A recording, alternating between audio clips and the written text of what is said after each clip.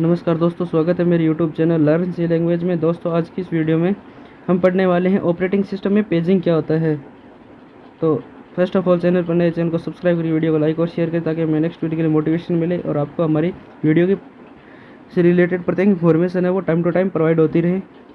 तो चलिए वीडियो को कंटिन्यू स्टार्ट करते हैं।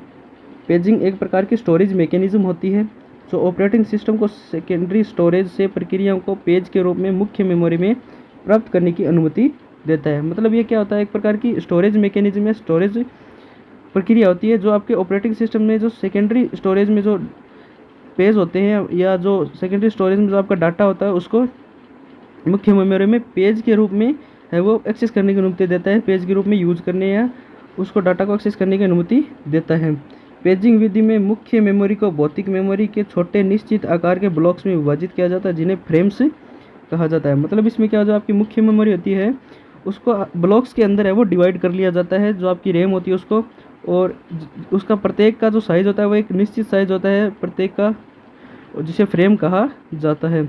अब है मुख्य मेमोरी का अधिकतम उपयोग करने और बाहरी विखंडन से बचने के लिए फ्रेम का आकार पृष्ठ के आकार के समान रखा जाना चाहिए। इसमें क्या होता है कि जो आपका जब मुख्य मेमोरी होता है उसका अधिकतम उपयोग करना, मतलब ज़्यादा से ज़्यादा मेमोरी का यूटिलाइजेशन करना और उसका बाहरी विखंडन से बचने के लिए या उस पर किसी भी प्रकार की जो आपकी करप्ट होती है या करप्शन से बचने के लिए उसमें आपका क्या होता है, जो फ्रेम का आकार होता है वह पृष्ठ के आकार के लगभग समान ही रखना चाहिए ताकि कोई भी करप्ट है वो ना हो सिस्टम में। अब नेक्स्ट है इसका पॉइंट, पेजिंग का उपयोग डेटा को तेज़ी से पहुंचाने के लिए किया जाता है और यह प्रकार की तार्किक अवधारणा होती है। मतलब इसमें क्या होता है कि डेटा को ज़्यादा से ज़्यादा तेज़ी से पहुंचाने का कार्य है वो किया जाता है और यह एक प्रकार की तार्किक या लॉजिक अवधारणा होती है जिसके अंतर्गत डाटा को तीव्र गति से रैम में पहुंचाने का कार्य किया जाता है ऑपरेटिंग सिस्टम में। अब नेक्स्ट आपका पॉइंट है इसके अंतर्गत कि ऑपरेटिंग सिस्टम में पेजिंग कितने प्रकार की होती है, ये देखते हैं हम। देखिए, तो इसमें आपके पेजिंग है वो 3 टाइप्स के होते हैं। एक आपकी डिमांड पेजिंग, सेकंड है लोडर पेजिंग और थर्ड है आपकी एंटीसिपेटरी पेजिंग। ठीक है,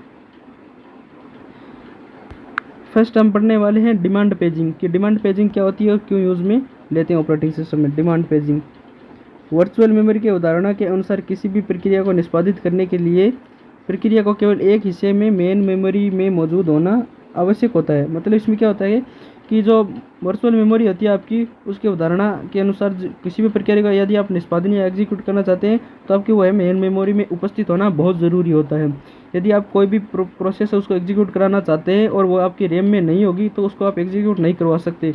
मतलब कोई भी आपका प्रोग्राम हो जो आप रन करवाना चाहते हैं तो डायरेक्ट उसको आपको रैम में एक्सेस करवाना ही होगा, जिसका मतलब है कि एक समय में केवल कुछ ही पेज को मेमोरी में मौजूद होंगे। मतलब क्या होगा, इसमें एक समय में कुछ ही पेज मेमोरी में आ सकते हैं, डायरेक्ट आप सभी पेज को एक्सेस नहीं कर सकते।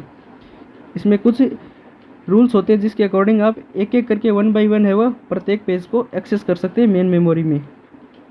यह तय करना बहुत मुश्किल होता है कि किन पेजों को मेमोरी में रखना और किन पेजों को सेकेंडरी मेमोरी में रखना है, क्योंकि हम पहले से यह नहीं कह सकते कि किसी प्रक्रिया के लिए पर्टिकुलर टाइम पर कौन सी पर्टिकुलर पेज की आवश्यकता होगी। मतलब इसमें क्या होता है कि हम कोई भी पेज का डिसीजन नहीं कर सकते कि कौन सा पेज पहले से मेमोरी में है वो एक्सेस होगा और कौन सा पेज बाद में एक्सेस होगा, क्योंकि इसमें कोई भी प्रक्रिया का पर्टिकुलर टाइम नहीं होता है और इसकी वजह से आप कोई भी पेज को पर्टिकुलर पेज के रूप में यूज़ नहीं कर सकते कि उसको पहले ही एक्सेस होना पड़ेगा या इसको बाद में एक्सेस होना पड़ेगा।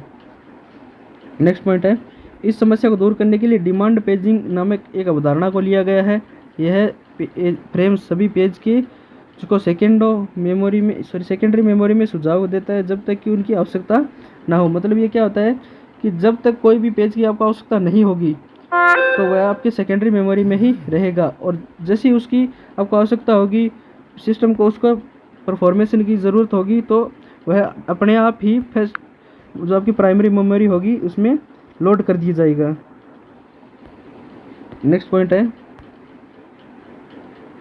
डिमांड पेजिंग एक ऐसी तकनीक होती है जिसमें आमतौर पर पेज को मेन मेमोरी में तभी लाया जाता है जब सीपीयू द्वारा इसकी आवश्यकता या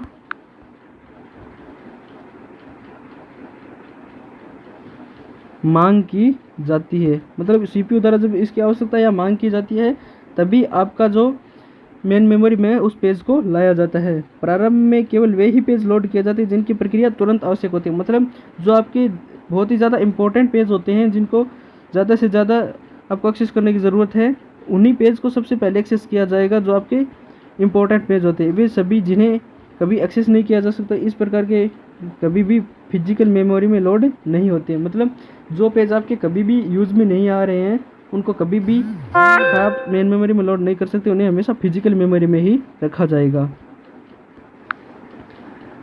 अब है नेक्स्ट आपका एंटीसेप्टरी पेजिंग। ये क्या होती है देखिए,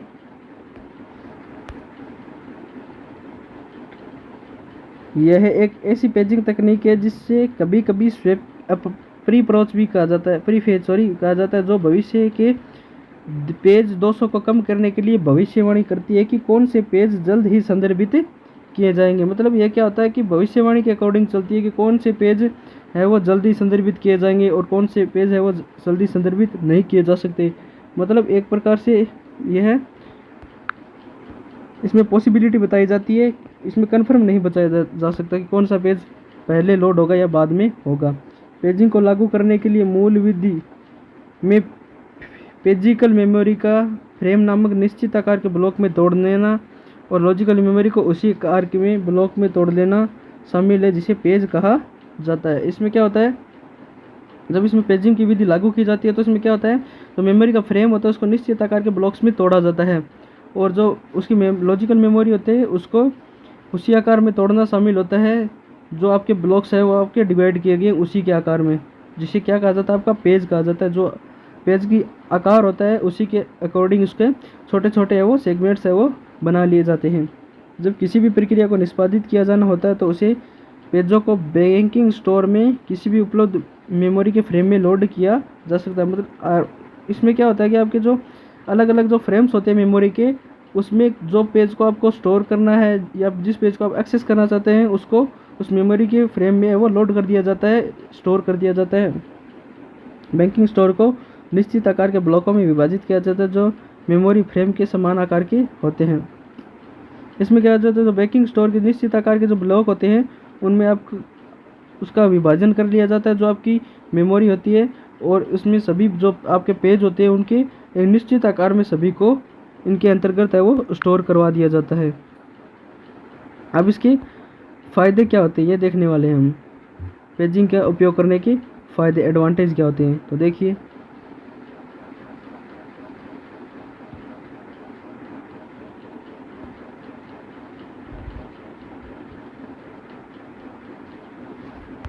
फर्स्ट है इसका मेमोरी प्रबंधन एल्गोरिथम का उपयोग करना आसान होता है। मतलब इससे जो मेमोरी प्रबंधन होता है उसका आप उपयोग करना बहुत ही आसानी से कर सकते हैं। बाहरी विखंडन की कोई आवश्यकता नहीं होती है और समान आकार के पृष्ठ और पृष्ठ फ्रेमों के बीच में स्वैपिंग करना आसान होता है। मतलब इसमें जो समान आकार के जो पृष्ठ होते हैं उनके बीच में हमें फ्रेम्स होती हैं उनके जो पेजों की, उनके आप आसानी से स्वैपिंग कर सकते हैं, उनको चेंज कर सकते हैं। अब इसके क्या होते हैं नुकसान, देखिए नुकसान क्या काम करते हैं इसकी। पेजिंग आंतरिक फ्रेगमेंटेशन का कारण बन सकता है। मतलब इसमें क्या जो आंतरिक फ्रेगमेंटेशन होता है उसका कारण भी बन सकता है। यह पेज टेबल का उपयोग करता है जो अतिरिक्त मेमोरी का उपयोग करता है। मतलब इसमें मेमोरी का उपयोग है वो ज़्यादा किया जाता है क्योंकि यह टेबल्स का यूज़ लेता है, तो जिसमें ज़्यादा मेमोरी की आवश्यकता होती है। मल्टी लेवल पेजिंग से मेमोरी रेफरेंस ओवरहेड हो सकता है, और इसमें जो मल्टी लेवल के जो पेजेस होते हैं इसमें मेमोरी में ओवरहेड यानी ओवरलोड भी हो सकता है। ज़्यादा पेज लेने पर आपकी मेमोरी है वो करप्ट भी हो सकती है। निर्देश प्राप्त करने में लगने वाला समय में वृद्धि होती है क्योंकि इससे हमारी मेमोरी की आवश्यकता होती है।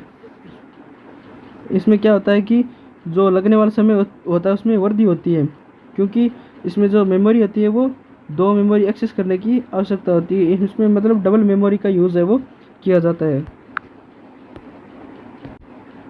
तो ये था आपका पेजिंग इन ऑपरेटिंग सिस्टम। तो आई होप दोस्तों ये वीडियो आपको पसंद आया होगा।